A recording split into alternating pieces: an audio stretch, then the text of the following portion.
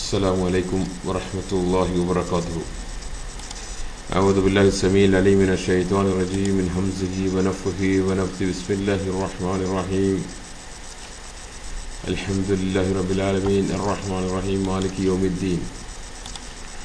اللهم صل على محمد وعلى آل محمد كما صليت على إبراهيم وعلى آل إبراهيم وبارك على محمد وعلى آل محمد كما باركت على إبراهيم وعلى آل إبراهيم في العالمين إنك حميد مجيد. أما بعد، سبحانك لا علم لنا إلا ما علمتنا إنك أنت العليم الحكيم وما توفيقي إلا بالله عليه توكلت وإليه أنيب. ബഹുമാന്യരായ മാതാപിതാക്കളെ, സഹോദരന്മാരെ, സഹോദരിമാരെ, സുഹൃത്തുക്കളെ, പിശാച്ച് ബാധയും സിഹിറും ചികിത്സ, പിശാച്ച് ബാധയ്ക്കും സിഹിറിനുമുള്ള ചികിത്സ, അതിൻ്റെ കൂടുതൽ പ്രായോഗിക വശങ്ങൾ സംസാരിക്കാനാണ് ഞാൻ ഉദ്ദേശിക്കുന്നത്. ഒരു ക്ലിപ്പും പോരാ, പല ക്ലിപ്പുകൾ ആവശ്യം വരും. എന്നിരുന്നാലും ഇൻഷാ അല്ലാഹ് നമുക്ക് സംസാരിച്ചു തുടങ്ങാം. അൽഹംദുലില്ലാഹ് അൽഹംദുലില്ലാഹ് വശുക്രുലില്ലാഹ്. ഇന്ന് കേരളത്തിലെ കഴിഞ്ഞ ഏകദേശം 7 വർഷം, 2007 കാലഘട്ടങ്ങളിലെല്ലാം ജിന്ന് ബാധിക്കുക എന്നുള്ളത് ജനങ്ങളുടെ ഇടയിൽ ഇമെയിലൂടെ ഒക്കെ സംസാരിക്കുമ്പോൾ എന്ത് രീതിയിലാണ് ആളുകൾ കണ്ടിരുന്നത്. അൽഹംദുലില്ലാഹ് 7 വർഷം കൊണ്ട് ലക്ഷക്കണക്കിന് ആളുകളിൽ സുബ്ഹാനല്ലാഹ് ഈ വിഷയം എത്തി, അള്ളാഹു എത്തിച്ചു.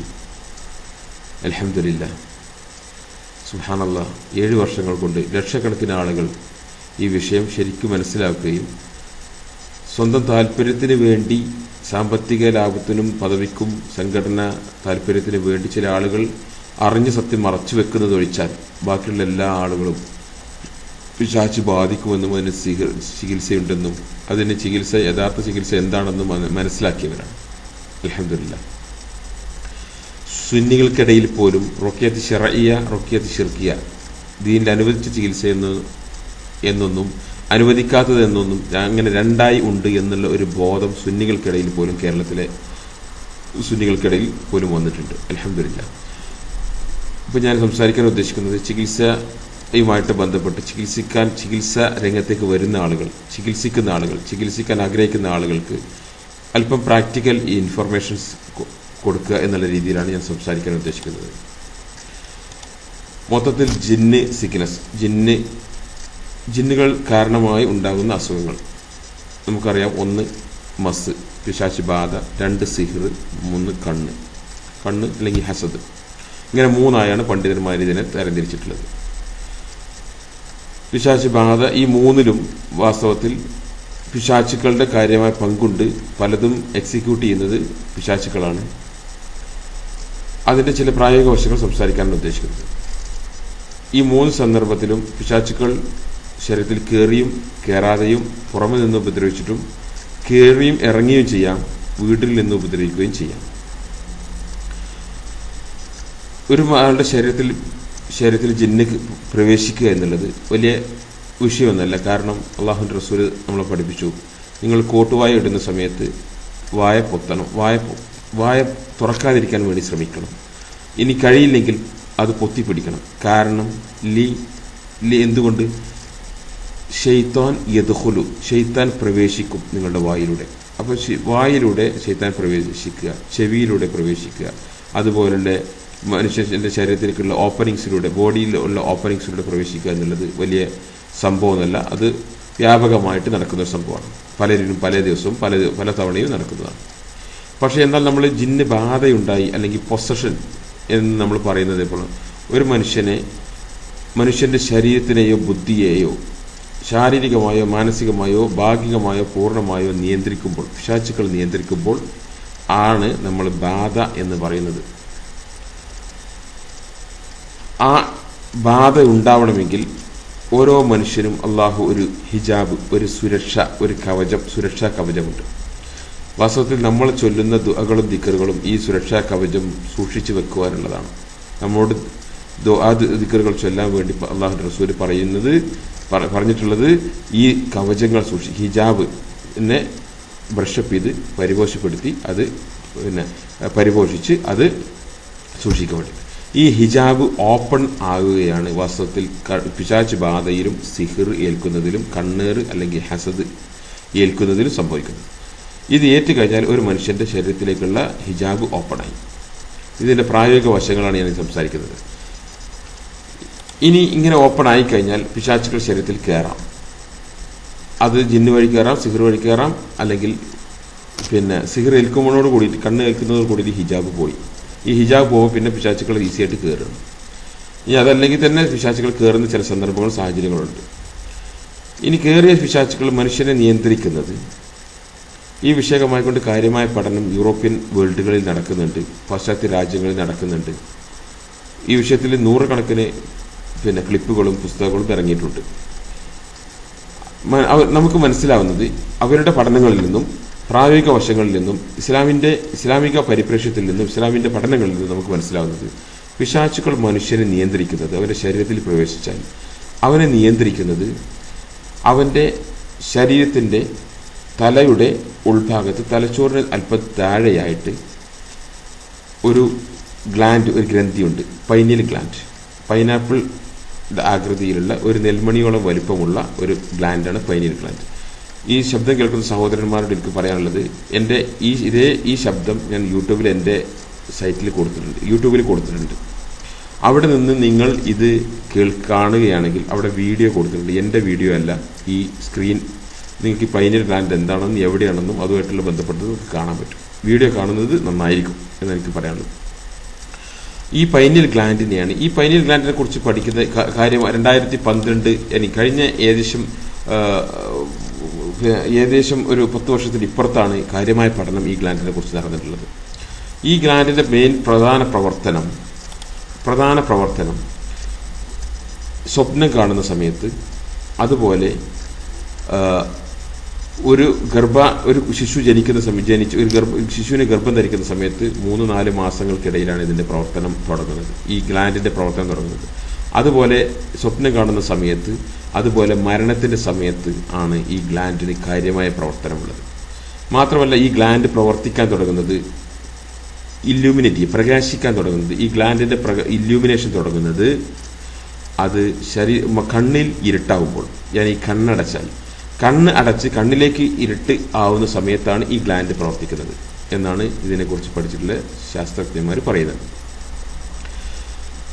ഇതുമായിട്ട് നമ്മൾ മാത്രമല്ല ഈ പൈനിയൽ ഈ ഗ്ലാൻഡിനെ കുറിച്ച് ഒരു പുതിയ സംസാരം കൂടി വരുന്നുണ്ട്.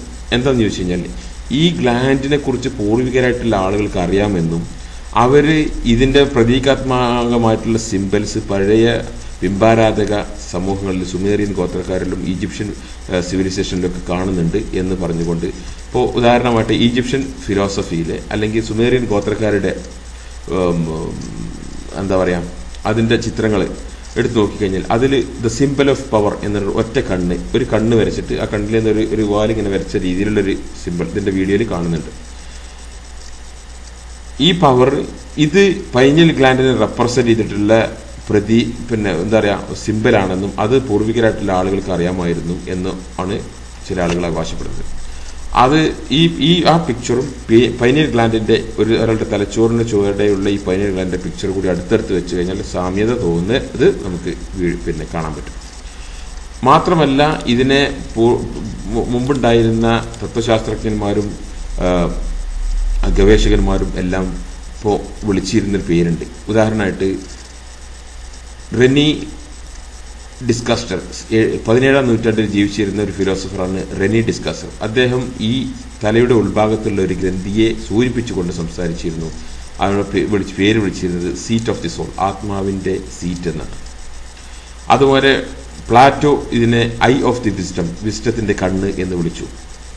അതുപോലെ നൊവാലിസ് ഇതിനെ സീറ്റ് ഓഫ് ദി സോൾ എന്ന് വിളിച്ചു.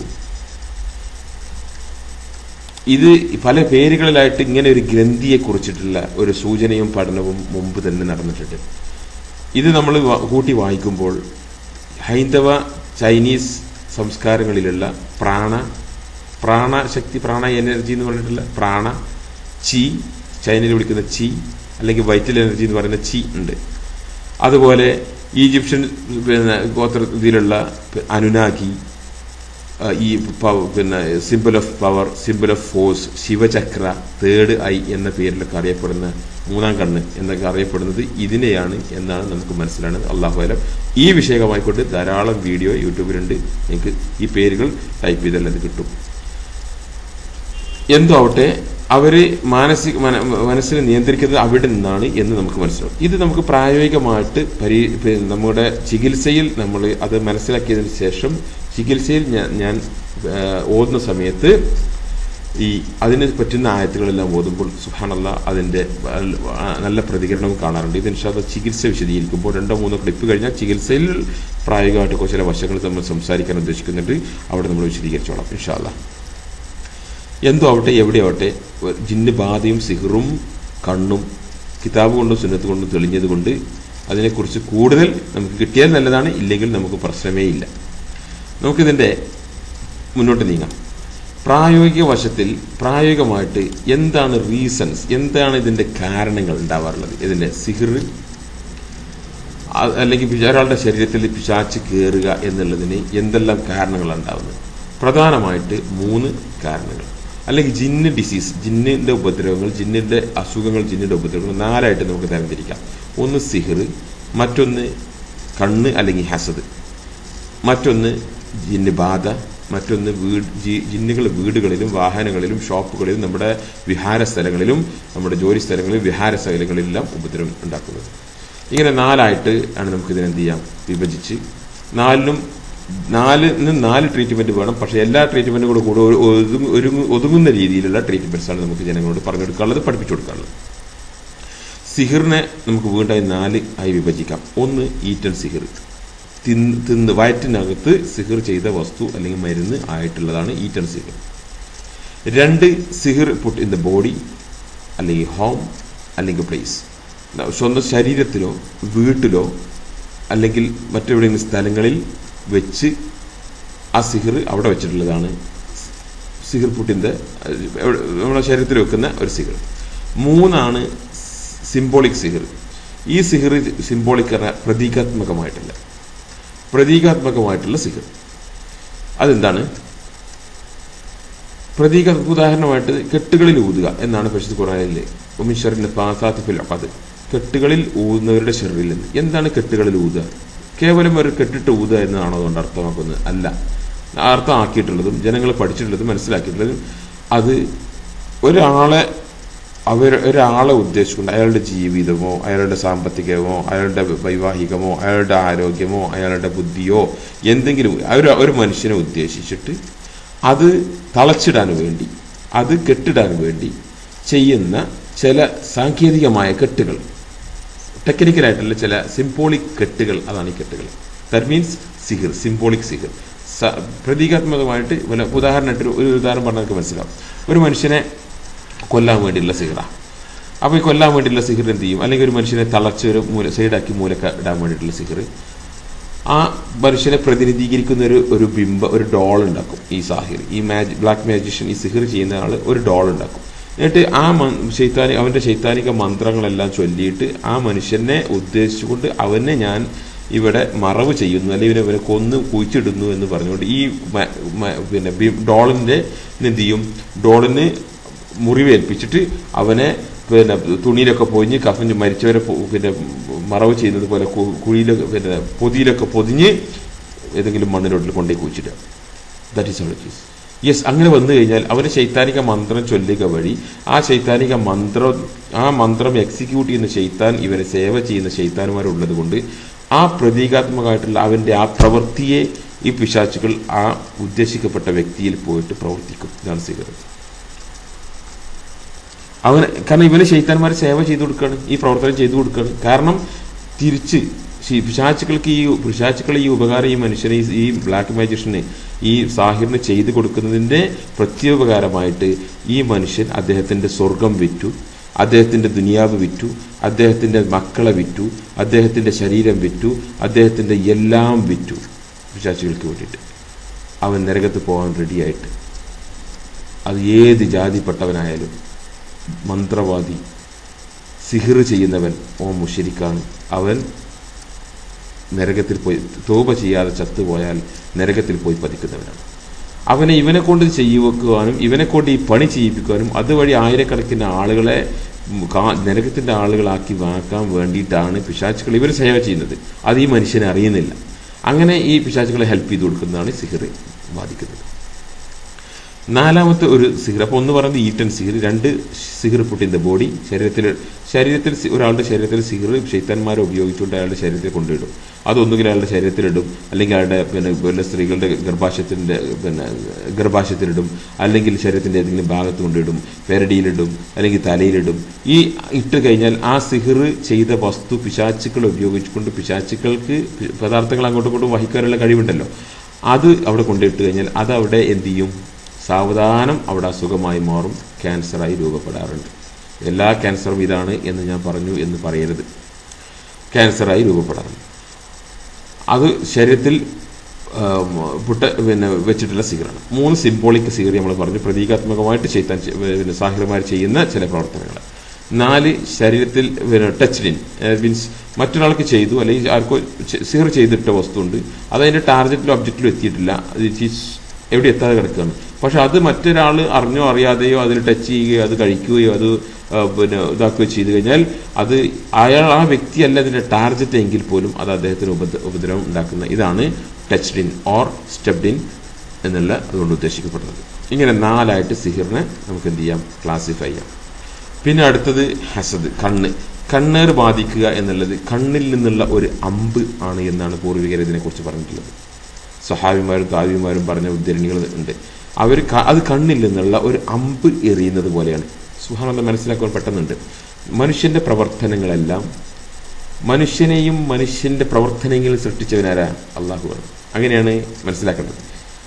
മനുഷ്യനെയും അവന്റെ പ്രവർത്തനങ്ങളെയും സൃഷ്ടിക്കുന്നവൻ. നമ്മുടെ പ്രവൃത്തി ചെയ്താൽ ആ പ്രവൃത്തിയെ സൃഷ്ടിക്കുന്നത് അള്ളാഹുവാണ്. മനുഷ്യന്റെ പ്രവർത്തനങ്ങൾ എല്ലാം രൂപം പ്രാപിക്കുന്ന രൂപത്തിലാണ്. അതെല്ലാം രൂപം പ്രാപിച്ചുകൊണ്ടാണ് ഉള്ളത്, നന്മയാവട്ടെ തിന്മയാവട്ടെ.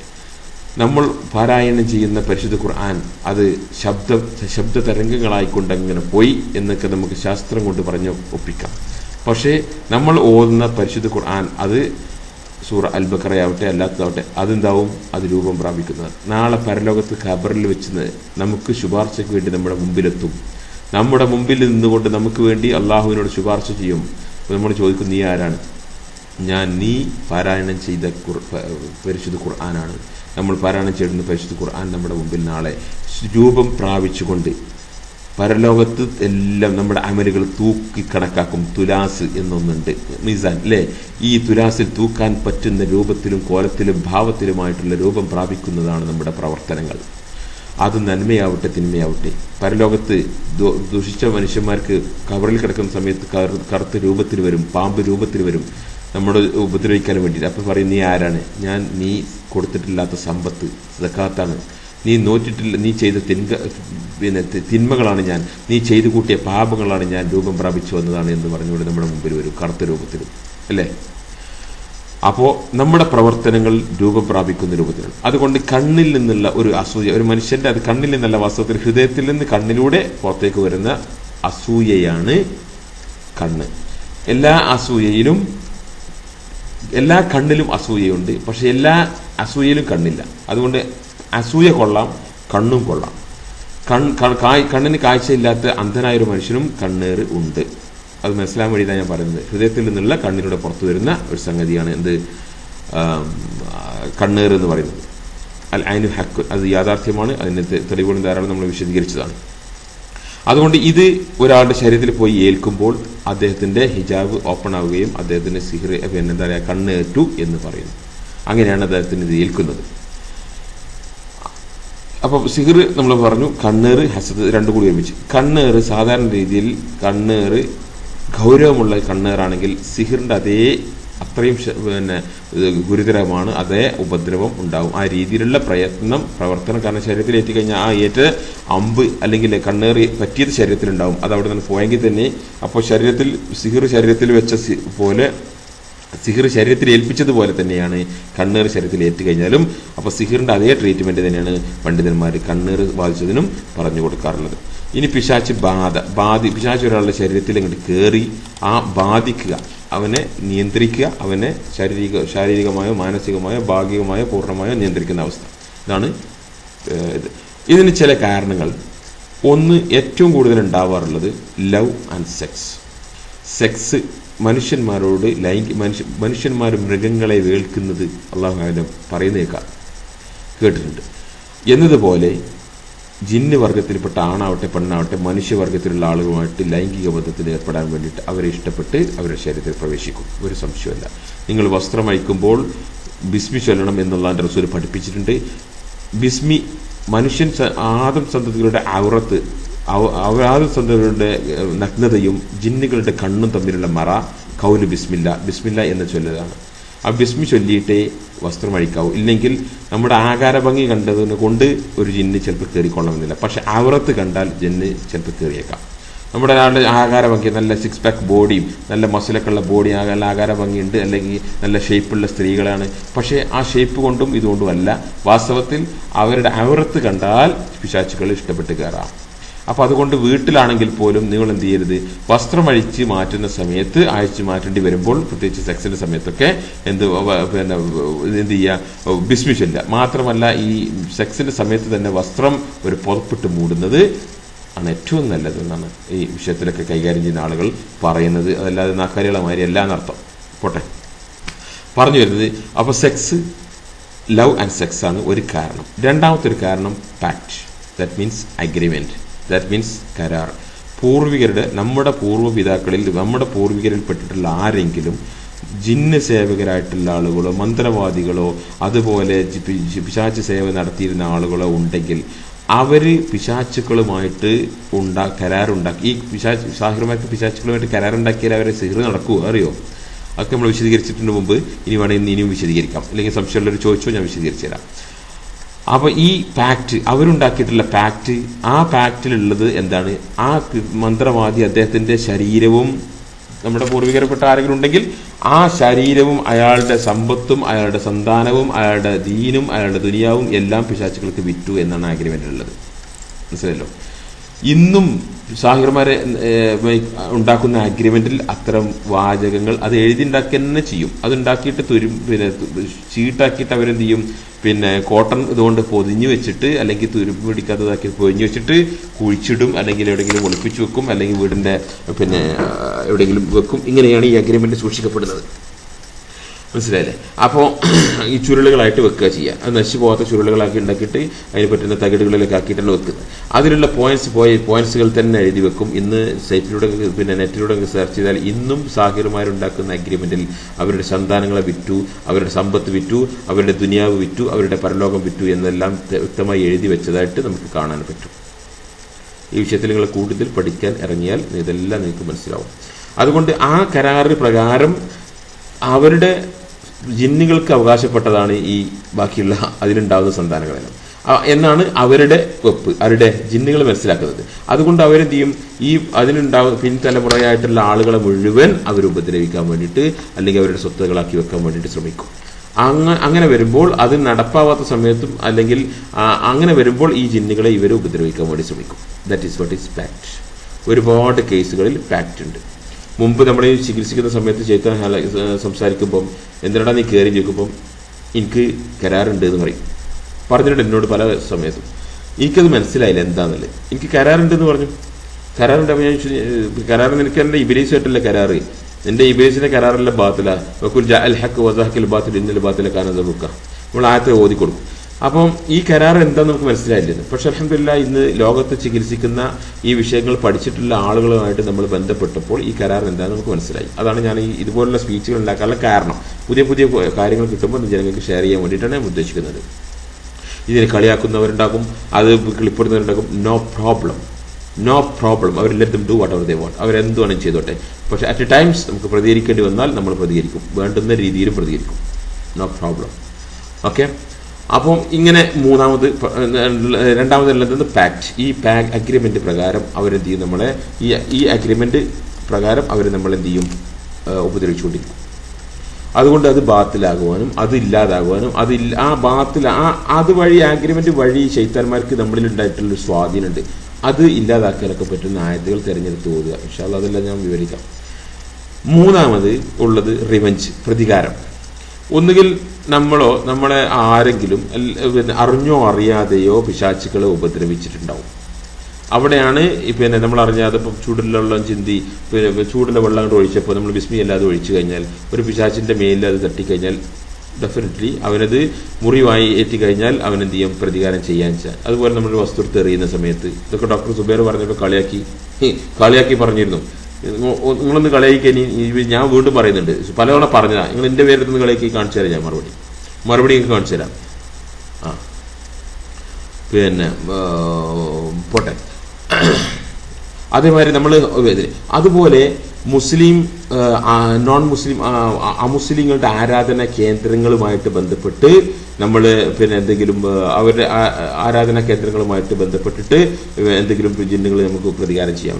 ഇപ്പോൾ ഉദാഹരണമായിട്ട് ഒരു പ്രായോഗികമായിട്ടുള്ള കേസ്, എൻ്റെ വീടിൻ്റെ അടുത്ത് ഒരു അർത്താൽ മുറിയാത്ത ഒരു കേനമുകാരൻ, ആ ഒരു മരം മാതിരിയുള്ളൊരു കേനമുകാരനാണ്. അയാൾ വീട് വെച്ച് 2 കോടിയുടെ ഒരു വീടാണ്. വീട് വെച്ച് വീട്ടിൽ താമസം തുടങ്ങുന്നില്ല. 10 വർഷം വെയിറ്റ് ചെയ്തു താമസം തുടങ്ങാൻ വേണ്ടി ശ്രമിക്കുന്ന സമയത്തൊക്കെ അവിടെ എന്തെങ്കിലും ഉപദ്രവം ഉണ്ടാവും. ഇവിടെ അവസാനം വീട് 10-18 ലക്ഷം രൂപ കരാർ കൊടുത്ത് വീട് പൊളിച്ചു മാറ്റി കൊടുത്തു. അവിടുത്തെ ആ വീടിൻ്റെ ഒരു കല്ല് പോലും ഉപയോഗിക്കരുതെന്ന ഒരു തങ്ങളെ കൊണ്ടുവന്ന ഇയാൾ, ആരും അറിയാതെ കേനമാരനായിട്ടുള്ള ഈ മനുഷ്യൻ ഒരു തങ്ങളെ കൊണ്ടുവന്നു. തങ്ങൾ രാശി വെച്ച് പറഞ്ഞത് അറിയോ, ഈ വീടിൻ്റെ അങ്ങേക്കരയിൽ, പാടത്തിൻ്റെ അപ്പുറത്തുള്ള അങ്ങേക്കരയിൽ ശിവക്ഷേത്രമുണ്ട്, ശിവന്റെ അമ്പലമുണ്ട്. അതുകൊണ്ട് ആ അമ്പലത്തിനേക്കാൾ കൂടുതൽ ഉയരം ഈ വീട് വരാൻ പറ്റില്ല. അതുകൊണ്ട് ഈ വീട് ഇവിടുന്ന് പൊളിച്ച് താഴത്ത് വേണം ഈ വീട് വെച്ചോ. എന്നിട്ട് ഈ കേനമാൻ അത് പൊളിച്ച് മാറ്റിപ്പോൾ പുതിയ വീട് താഴത്ത് വെക്കുക. ഇതാണ് ഇവൻ്റെ ഉളുപ്പ്. ശരാശരി ഇതാണ് ഞാൻ കേനന്മാർക്ക് തന്തണ്ടോ എന്ന് ഞാൻ ചോദിക്കാറുണ്ട്. അതെന്തുകൊണ്ടാണ്? ഇത്തരം വസ്തുതകൾ ജനങ്ങളെ പഠിപ്പിക്കേണ്ടതിന് പകരം എല്ലാം നിഷേധിക്കും. അവർ തന്നെ ഈ സ്വയം ഇതുപോലുള്ള പ്രവർത്തനങ്ങൾ പോയി ചെയ്യും. തന്തയില്ലാത്തരം ധാരാളമായി ഇവർ ചെയ്യുന്നുണ്ട്. പോട്ടെ. അപ്പോൾ അമുസ്ലിങ്ങളുടെ ആരാധനാ കേന്ദ്രങ്ങളുമായിട്ട് ബന്ധപ്പെട്ട് ഇപ്പം ഇവിടെ ഒരു കേസ് ഇങ്ങനെ എന്താ പറയുക, ഷെയ്ത്താൻ ഈ മനുഷ്യന്റെ ഇപ്പം ഈ ഒരു രോഗിയുടെ ബാപ്പ ഒരു പള്ളിന്റെ കമ്മിറ്റിന്റെ ആളാണ്. അങ്ങനെ ഇയാൾ പള്ളി ഉണ്ടാക്കിയ സമയത്ത് ഇയാൾ പള്ളിയുടെ സ്പീക്കർ തിരിച്ചു വെച്ച്, ബാങ്ക് വിളിച്ച സ്പീക്കർ തിരിച്ചു വെച്ച് അപ്പുറത്ത് ജിന്നുകൾ താമസിക്കുന്ന സ്ഥലത്താണ് അത്ര. അപ്പോൾ അവിടെ മുമ്പെന്തോ മണ്ഡപം എന്തോ ഉണ്ടായിരുന്നു, ആ ഭാഗത്തേക്കാണ് തിരിച്ചു വെച്ചത്. അപ്പോൾ അവിടെയുള്ള ജിന്നുകൾ വന്നിട്ട് ഇവനെ ഉപദ്രവിക്കുക, ഈ മനുഷ്യന്റെ ഈ ബാപ്പാന്റെ മോനെ വന്നിട്ട് ഉപദ്രവിക്കുക. മനസ്സിലായില്ലേ? അപ്പോൾ പ്രതികാരത്തിന് വേണ്ടിയിട്ട്, റിവെഞ്ചിന് വേണ്ടിയിട്ട് അവരെന്ത് ചെയ്യും, അവർ മനുഷ്യന്മാരെ ഉപദ്രവിക്കാൻ വേണ്ടി ശ്രമിക്കും. ഇതാണ് 3. 4-മത് ഹൗസിങ്. അവർക്ക് വേണ്ടുന്ന പിശാചുക്കൾ, ഇതിനു മുമ്പുള്ള സ്പീച്ചിൽ നമ്മൾ പറഞ്ഞു, പിശാചുക്കൾ ഭക്ഷണം പാചകം ചെയ്യാറില്ല, ഭക്ഷണം എടുത്തു വെക്കാറില്ല, പിശാചുക്കൾ വീടുകൾ നിർമ്മിക്കാറില്ല. അവർക്ക് വീട് മനുഷ്യന്മാർ നിർമ്മിച്ചിട്ടുള്ള സ്ഥലങ്ങളിൽ, വീടുകളിൽ, അതുപോലെ അല്ലെങ്കിൽ അവർക്കുള്ള എന്താ പറയുക മരുഭൂമി, കടലിനടിയിൽ, മരുഭൂമിയിൽ, ഒഴിഞ്ഞ ഗുഹകളിൽ, അതുപോലെ മരങ്ങളിൽ, മരത്തിന് ചുവട്ടിൽ, ഇവരൊക്കെയാണ് ഇവിടെ പോയി താമസിക്കുക. അപ്പം വ്യാപകമായിട്ട് അവർ മനുഷ്യന്മാരുടെ വീടുകളിൽ താമസിക്കുന്ന സാഹചര്യങ്ങൾ ഉണ്ടാവാറുണ്ട്. വീടുകളിൽ താമസിക്കുന്ന മുസ്ലിം ജിന്നുകളും മുസ്ലിങ്ങളുടെ വീട്ടിൽ താമസിക്കും. കാരണം ആ മുസ്ലിങ്ങളിൽ നിന്ന് ഇൽമ് പഠിക്കുവാൻ വേണ്ടിയിട്ട്. അതല്ലാതെ മനുഷ്യന്മാരെ ഉപദ്രവിക്കാൻ വേണ്ടി ചാൻസ് കിട്ടാം എന്ന് നോക്കിക്കൊണ്ടും അവരുടെ കൂട്ടത്തിൽ ഭക്ഷണവും വസ്ത്രവും ഈ ശൈത്താന്മാർക്ക് ആകെ വസ്ത്രമല്ല, ശൈത്താന്മാർക്ക് ആകെ കൂടെയുള്ള ഇതെന്താന്ന് ചോദിച്ചു കഴിഞ്ഞാൽ അവരുടെ ആവശ്യം 1 ഭക്ഷണം, 2 പാർപ്പിടം, 3 സെക്സ്. ഈ 3 സംഗതിക്ക് വേണ്ടിയിട്ട് അവർ വ്യാപകമായിട്ട് മനുഷ്യന്മാരുടെ വീടുകളിൽ താമസിക്കും.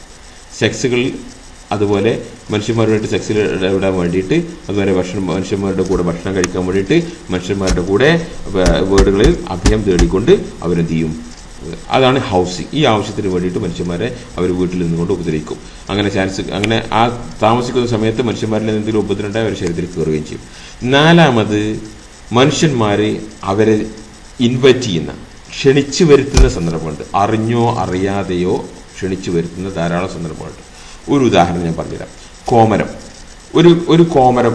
ഒരു കോമരത്തിനോട് ചെന്നിട്ട്, നീ ഈ കോമരം ചാടുന്ന, നിനക്ക് ഇതിന് എന്തെങ്കിലും എന്തെങ്കിലും ആരാധന കർമ്മങ്ങൾ ചെയ്യണ്ടോ എന്ന് ചോദിച്ചാൽ അവൻ ചിലപ്പോൾ 90 ദിവസമോ 40 ദിവസമൊക്കെ നോമ്പെടുത്ത് രാവിലെ 3 മണിക്ക് 3:30 മണിക്കൊക്കെ പുഴയിൽ പോയി കുളിച്ച് വന്ന് അവൻ്റെ ഈ മന്ത്രമൊക്കെ ചൊല്ലിയിട്ട് അവനെ തുടങ്ങും. അപ്പം അങ്ങനെ ചെയ്താലേ അവനിതൊക്കെ നടക്കാൻ പറ്റൂ, മനസ്സിലായില്ലേ? അപ്പോൾ ഇതുപോലുള്ള കോമരം ചാടുന്ന ആളുകൾ, അതുപോലെ ഈ പുതിയതായിട്ട് ഇപ്പോൾ പുതിയ യുവതലമുറയിൽ വന്നിട്ടുള്ളൊരു വലിയ ഫിത്തനയുണ്ട് ഓജോ ബോർഡ് എന്ന് പറഞ്ഞിട്ടുള്ള സംഗതി. ഓജോ ബോർഡ് കളിക്കും. സംഗതി എന്താ, ഇരുട്ടുള്ളൊരു ഭാഗത്ത് പോയിട്ട് മെഴുതിരി കത്തിച്ച് വെച്ചിട്ട് അവിടെ ഒരു ഓജോ ബോർഡിൽ 2 പേര് അപ്പുറം, അത് മിക്കവാറും കേസിൽ ഒരു ആണും ഒരു പെണ്ണും പോകും. ഒറ്റയ്ക്ക് രാത്രി ആളൊഴിഞ്ഞ സ്ഥലത്ത് ഒറ്റയ്ക്ക് ഒരു രാത്രി ഒരു ആണും പെണ്ണും പോയിട്ട് ഈ ഓജോ ബോർഡ് കളിക്കുക എന്ന് പറഞ്ഞിട്ട് ഒരു ബോർഡ് വെച്ച് കളിക്കുക. നിങ്ങൾ വെബ്സൈറ്റ് കയറിയിട്ട് യൂട്യൂബിൽ കയറിയിട്ട് ഓജോ ബോർഡ് എടുത്ത് ഒന്ന് ടൈപ്പ് ചെയ്ത് നോക്കുക. അപ്പോൾ കാണും ഓജോ ബോർഡ് എങ്ങനെ കളിക്കൽ, ആളുകൾ എങ്ങനെ അതുകൊണ്ട് കളിക്കുന്നത്. അങ്ങനെ കളിച്ച ആളുകൾക്ക് ഒരുപാട് അസുഖങ്ങൾ ഉണ്ടായത് പ്രായോഗികമായിട്ടുള്ള കേസുകൾ തന്നെ നമ്മുടെ അടുത്ത് വന്നിട്ടുണ്ട്. യൂട്യൂബിൽ ഇഷ്ടം പോലെ ഉണ്ട്, മനസ്സിലായില്ലേ? അപ്പോൾ ഈ അവിടെ സംഭവിക്കുന്നത് വെച്ചാൽ ഈ മെഴുതിരി കത്തിക്കുന്നത് വെച്ചാൽ ഈ പിശാചുക്കൾ അവരുടെ, നമ്മൾ ഇന്നലെ പറഞ്ഞില്ല, അവരുടെ ഈ മനുഷ്യന്മാരുടെ ലൈറ്റ് സ്പെക്ട്രത്തിലേക്ക് അവർ പ്രത്യക്ഷപ്പെടുവാൻ അവർക്ക് ഉപകാരപ്പെടുന്നത് കറണ്ട് ലൈറ്റിനേക്കാൾ കൂടുതൽ നേച്ചുറൽ ലൈറ്റുകളാണ്. ട്രഡീഷണൽ എന്തെങ്കിലും കത്തിച്ചിട്ടില്ല, എണ്ണ കത്തിച്ചിട്ടില്ല, അല്ലെങ്കിൽ വിറക് കത്തിച്ചിട്ടില്ല, അല്ലെങ്കിൽ എന്തെങ്കിലും കത്തിക്കുക വഴി ഉണ്ടായിട്ടുള്ള തീ, അല്ലെങ്കിൽ ആ ലൈറ്റിലാണ് അവർക്ക് പ്രത്യക്ഷപ്പെടുവാൻ എന്തുള്ളത്, അവരെ പ്രത്യക്ഷപ്പെടാൻ അവർക്ക് കറണ്ടിന്റെ ലൈറ്റിനേക്കാൾ കൂടുതൽ അവർക്ക് എന്തുള്ളത് സാധ്യത ഉള്ളത്. അതുകൊണ്ടാണ് ആളുകൾ എന്ത് ചെയ്യുന്നത്, മെഴുതിരി അതിനു വേണ്ടിയിട്ട് ഉപയോഗിക്കുന്നത്. അതുപോലെ ഓജോ ബോർഡ് മെഴുതിരി എത്തിച്ചിട്ടാണ് ചെയ്യുക. മെഴുതിരി അപ്പുറം മെഴുതിരി എത്തിച്ചിട്ട് ഓജോ ബോർഡ് കളിക്കുന്നത്. അപ്പോൾ ഇതുപോലെ ഓജോ ബോർഡ് കളിക്കുക, അല്ലെങ്കിൽ ഇപ്പോൾ നമ്മുടെ നാട്ടിലുണ്ട് ഈ കുത്തുറാത്തീപ്പ്, മറ്റേ കണലി ചാട്ടം എന്നൊക്കെ പറഞ്ഞിട്ടുള്ള കുറേ പരിപാടികൾ. ഇതിലൊക്കെ വാസ്തവത്തിൽ പിശാചുക്കളെ ശരീരത്തിൽ കയറ്റിയിട്ട്, അതുപോലെ പിശാചുക്കൾ ഉപയോഗിച്ചിട്ടുള്ള സിഹിർ, തെക്കുമീർ, ഇതൊക്കെ അതിന് മുമ്പ് നമ്മൾ വിശദീകരിച്ചിട്ടുണ്ട്. എല്ലാം കൂടി ഇപ്പോൾ വിശദീകരിക്കാൻ കഴിയില്ല. സിഹിർ, തെക്കുമീർ, ഒരു വസ്തുവേ ഇല്ലാത്ത, ഇപ്പം പ്രാവിൻ്റെ തല കോഴിക്ക് മാറ്റി കോഴിൻ്റെ തല പ്രാവിന് വെച്ച് കാണിക്കുന്ന മാജിക് ഉണ്ടല്ലോ, അത് വാസ്തവത്തിൽ പ്രാവിൻ്റെ തലയൊന്നും അവിടെ മാറ്റുന്നില്ല. വാസ്തവത്തിൽ കണ്ണുകളിലും ക്യാമറകളിലും ആ രീതിയിൽ റെക്കോർഡ് ചെയ്യപ്പെടാൻ വേണ്ടിയിട്ട് ഉള്ള ഒരു സംവിധാനം, അതിന് സിഹിർ തെക്കുമീർ എന്നാണ് പറയാം. മാജിക്, മനസ്സിലല്ലേ? സലാം സുല്ലമി ഹലാലാക്കിയ സംഗതിയാണ് മാജിക്. ഒരു വിജ്ഞാന ശാഖയെന്നാണ് വിഡ്ഢി പറഞ്ഞത്. പോട്ടെ, പറഞ്ഞു വരുന്നത്. അതുപോലെ സൂഫി തരീഖത്തിലുള്ള ആളുകളൊക്കെ എന്ത് ചെയ്യും, ഇങ്ങനെ ആടിപ്പാടി ഒരു ശരീരത്തെ താളാത്മകമായി ചലിപ്പിച്ചുകൊണ്ട് പിശാചുക്കളെ ശരീരത്തിൽ ആവാഹിക്കുന്ന, അതുപോലെ സാഹിറുമാർ ശരീരത്തിൽ ആവാഹിക്കും. അതുപോലെ ഈ സാഹിറുമാരായിട്ടുള്ള സ്ത്രീ സാഹിറുമാർ പിശാചുക്കളെ സെക്സ് കൊടുക്കുന്ന എങ്ങനെയാണെന്ന് നിങ്ങൾക്ക്, അവർ നഗ്നരായിട്ട് നിന്നിട്ട് ഇരുട്ടുള്ള റൂമിൽ കയറിയിട്ട് നഗ്നരായിട്ട് നിന്നിട്ട് ഫുൾ നെയ്ക്കഡായിട്ട് നിന്നിട്ട് അങ്ങനെ ആടും, ശരീരം ചലിപ്പിച്ചു കൊടുക്കും. എന്നിട്ട് അവരുടെ ശൈത്താനിക മന്ത്രം അങ്ങനെ ചൊല്ലി ശൈത്താനെ വിളിച്ചു വരുത്തും. അപ്പോൾ ശൈത്താൻ ഇവർക്ക് ഇങ്ങനെ ആടി ഇവരെ കുഴഞ്ഞങ്ങട് വീഴും. വീടിനോട് കൂടിയിട്ട് ഇവർക്ക് എന്തായി, ഇവർക്ക് ഫുൾ ശൈത്താന്മാർ വരെ വന്നിട്ട് ശൈത്താന്മാർ വരെ ഫുൾ സെക്സിൽ ഏർപ്പെടും. അങ്ങനെ ഇവർക്ക് ഒരു സെക്സിൽ ഏർപ്പെട്ടിട്ടുള്ള അനുഭൂതിയും അടയാളങ്ങളും ഒക്കെ ഉണ്ടാവുകയും ചെയ്യും. അങ്ങനെയാണ് ശൈത്താന്മാരെ, ഈ സാഹിറുമാരെ ശൈത്താന്മാർക്ക് ലൈംഗികതമായിട്ട് അവരെ എന്താ പറയുന്നത് തൃപ്തിപ്പെടുത്തുന്നത്. അതുപോലെ സാഹിറുമാർ, അതുപോലെ സ്ട്രീറ്റ് മാജിഷ്യന്മാർ, തെരുവിൽ മാജിക് കാണിക്കുന്ന ആളുകൾ, ഇവരൊക്കെ ശൈത്താന്മാരെ ഒന്നുമില്ല ശരീരത്തിൽ കയറ്റിയിട്ടുണ്ടാവും, അല്ലെങ്കിൽ അവരുടെ കൂടെയുള്ള ഒരു കുട്ടിയെ, ഒരു പട്ടിയെ, അല്ലെങ്കിൽ ഒരു പൂച്ചയെ, ഒരു പ്രാവിനെയൊക്കെ ഉപയോഗിച്ചിട്ടുണ്ടാവും. എന്തിനെങ്കിലുമായിട്ട് അവർ കേട്ട് ശൈത്താന്മാരെ ഉപയോഗിച്ചുകൊണ്ട് ഉള്ള. പിന്നെ മൂന്നാമത്തെ മറ്റൊന്നാണ് ഹിപ്നോട്ടിസം. എന്തുകൾ പറഞ്ഞ് ശാസ്ത്രത്തിൻ്റെ പേര് പറഞ്ഞ് നിങ്ങളെ മോഡേൺ സൈക്കോളജിൻ്റെ പേരൊന്നും പറഞ്ഞിട്ട് കാര്യമില്ല. ഹിപ്നോട്ടിസിൽ ശൈത്താനുണ്ട്, ഒരു സംശയമില്ല, മനസ്സിലായില്ല? അങ്ങനെയാണ് മുസ്ലിം പണ്ഡിതന്മാർ ഷെയ്ഖ് ഇബ്നു ബാസിനെ പോലെയുള്ള ആളുകളൊക്കെ മനസ്സിലാക്കിയിട്ടുള്ളൂ, പഠിപ്പിച്ചിട്ടുള്ളൂ. ഈ ക്ലിപ്പ് ഇൻഷാ അല്ലാഹ് നമുക്ക് തുടരാം. ഞാൻ ഇവിടെ വെച്ചിട്ട് നിർത്തുകയാണ്. ഇത് 33 മിനിറ്റായി. ഇൻഷാ അല്ലാഹ് ഇതിന് കണ്ടിന്യൂ, ഇതിൻ്റെ സ്പീച്ച് ബാക്കി ഇപ്പം തന്നെ നമുക്ക് അടുത്ത ക്ലിപ്പിൽ കേൾക്കാം ഇൻഷാ അല്ലാഹ്. അസ്സലാമു അലൈക്കും വറഹ്മത്തുള്ളാഹി വബറകാതുഹു.